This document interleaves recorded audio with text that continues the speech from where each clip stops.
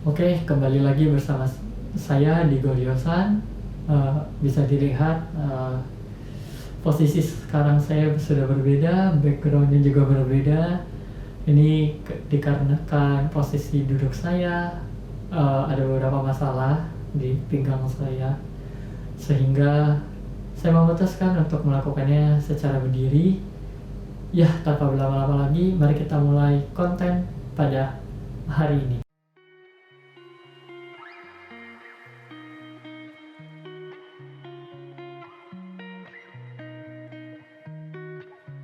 Oke, jadi jika kalian sudah menonton episode pertama pada konten Mari Bercerita, ini adalah sambungannya. Jadi ini adalah episode kedua dari Kisah Kasih di Sekolah part 2, di mana saya akan menceritakan tentang kehidupan SMP saya atau middle high school, bahasa kerennya.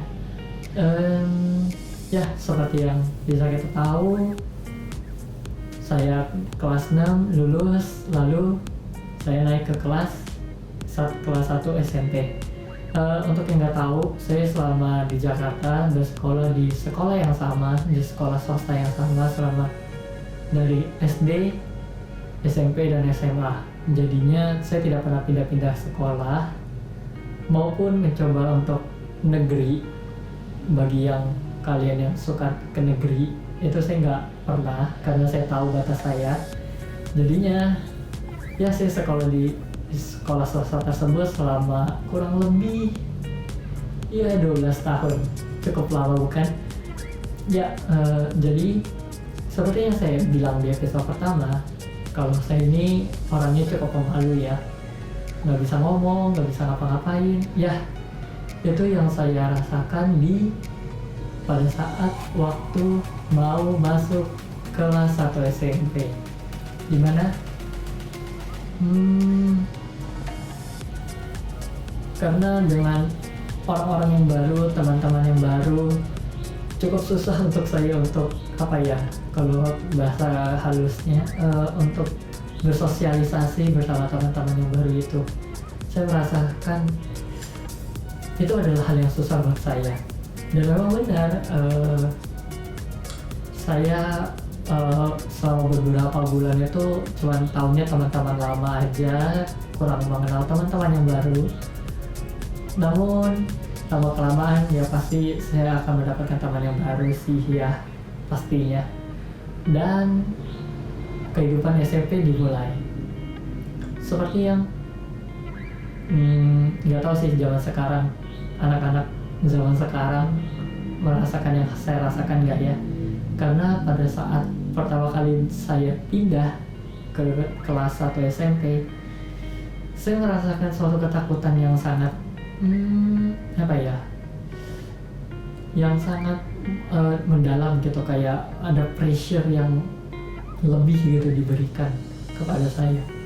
Entah itu dari mental saya atau dari lingkungan saya, ya saya nggak tahu sih. Pokoknya saya merasa kok menjalani SMP ini dengan ada rasa susahnya lah intinya. Nah, setelah itu seperti yang saya dikatakan di episode pertama juga, bahwa geng atau perkampungan itu sangat erat ya di kehidupan sosialisasi di Jakarta. Dan ada benarnya, tidak lama setelah saya masuk ke kelas 1 SMP, saya menemukan beberapa teman lama dan juga beberapa teman baru, dan akhirnya terjadilah satu perkelompokan. Ya, kalau saya boleh sebut namanya, memang namanya agak aneh sih bagi kalian dengar. Namanya adalah Gatals. Ya, Gatals. Cukup aneh kan ya, apalagi di telinga-telinga yang kayak anak-anak zaman sekarang gitu kan, anak zaman now gitu, pasti ngomong itu kata-kata apaan gitu, itu nama kelompok macam apa gitu. Ya, pertama kami tidak berpikir, karena grup ini cukup lama ya, selama saya di SMP itu grup ini sangat-sangat kuat sekali gitu. Ya, jadi nama itu tidak masalah gitu bagi kami. Dan akhirnya grup ini atau Brattals ini ada saya dan beberapa teman saya yang baru dan yang lama. Saya di situ hanya berperan sebagai pemeran pembantu, dimana saya coba bagian tukang ribut lah, maksudnya ribut berkomunikasi ya, tukang ngoceh-ngoceh lah dan yang lainnya. Jadi saya bukan orang yang sangat-sangat superior maupun orang-orang yang pintar, karena jujur saja di dalam grup itu sendiri banyak sekali orang yang lebih pintar daripada saya. Jadi saya hanya orang yang standar-standar saja. Jadinya saya tidak merasa diri saya adalah seorang yang pintar sekali atau saya adalah orang yang berbakat sekali, enggak. Ya, jadinya seperti itu. Dan di kehidupan SMP ini saya memiliki dua hal yang saya ingin, bukan dua sih, 3 hal. Namun dua ini terkait dengan grup saya, yang satu lagi ini bukan terkait dengan grup saya. Masih terkait sih, cuman nggak terlalu parah. Jadi selama SMP itu saya dibutakan oleh dua hal. Yaitu pertemanan dan cinta. Ya, cinta atau jodoh. Kita bahas yang pertama dulu, pertemanan. Kenapa sih saya dibutakan oleh pertemanan? Bukan Anda, bukan orang lain. Saya dibutakan oleh pertemanan. Jujur aja selama SMP itu saya nggak tahu sih, tiba-tiba pergaulan saya berubah menjadi elit sekali, dimana dari kelas 1 SMP kelas 2, SMP kelas 3, setiap semester, setiap minggu pasti kita ada jalan-jalan ataupun ada makan-makan bareng lah atau nonton bersama-sama lah. Pertamanya sih saya nolak sih, jujur aja, enggak lah, saya nggak mau ikut dulu. Namun lama-kelamaan, wah, kalau kayak gini terus saya nggak ada teman, atau enggak, ya sepertinya saya harus pergi ya, biar saya bisa melepaskan pikiran saya stres di sekolah.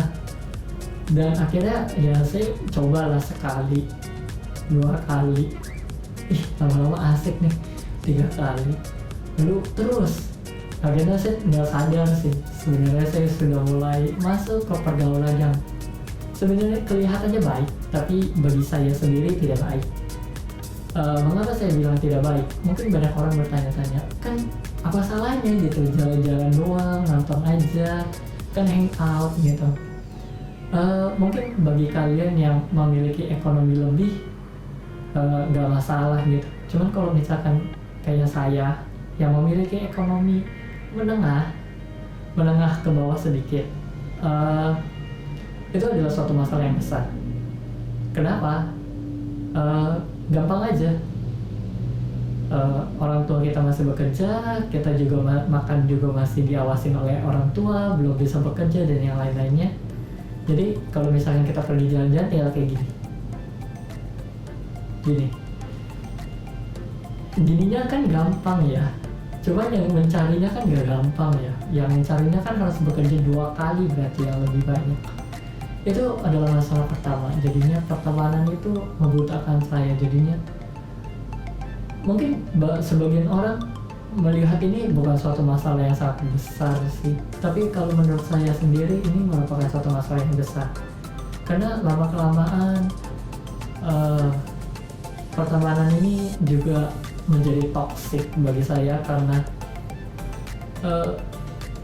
ada beberapa kali ketidaksengajaan kalau grup ini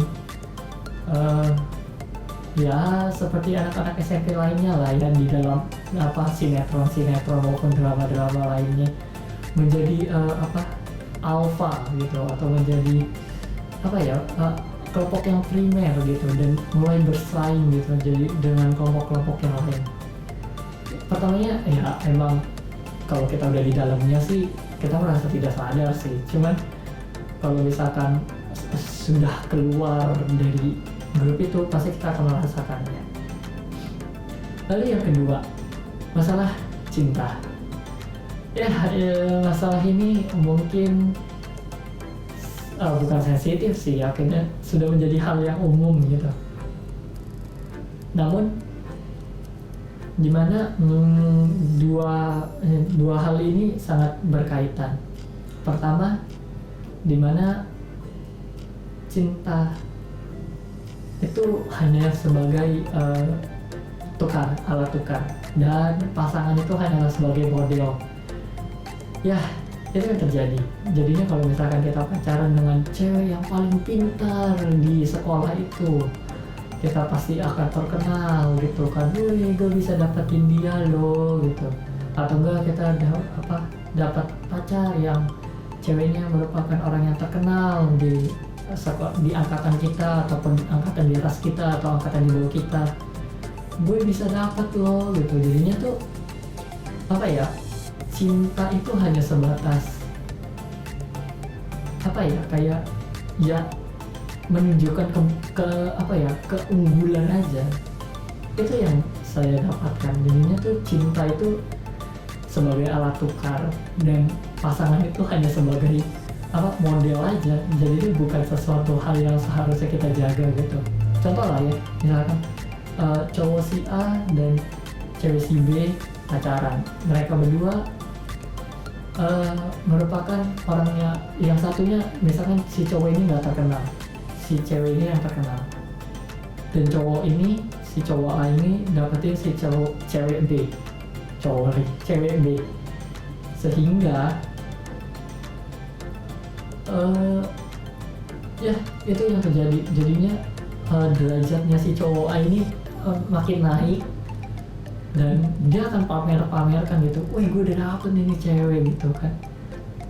Ya, jadi ini cuma hanya alat tukar. Dan apalagi yang lebih parah, kalau misalkan di dalam grup pertemanan kita itu, pertemanan saya, bukan Anda lagi, di grup saya itu misalkan si cowok A dan si cowok B suka sama si cewek yang namanya C.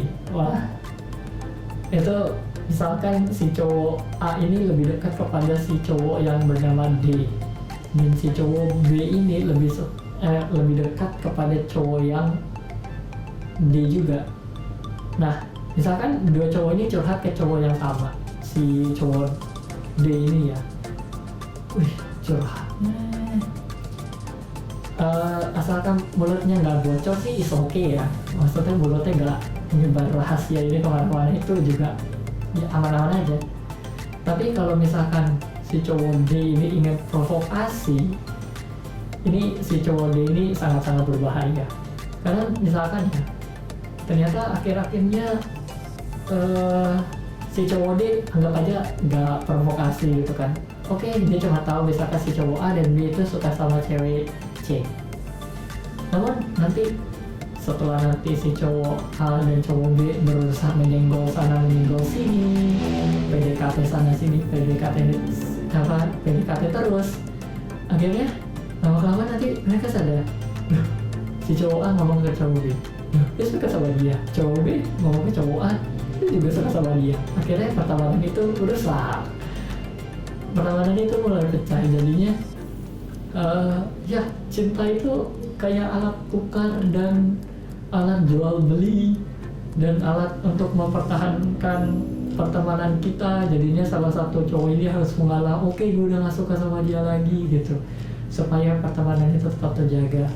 Namun itu bukan hal yang baik sih, kalau menurut saya loh ya, itu bukan hal yang baik. Karena terkadang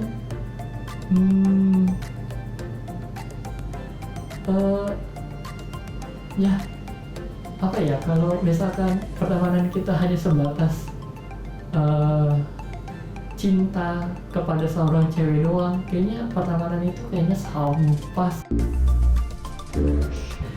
Jadinya ya kita cuma berteman kalau misalkan lu nggak suka sama orang yang sama gitu. Ya jadi itu yang terjadi kalau di grup.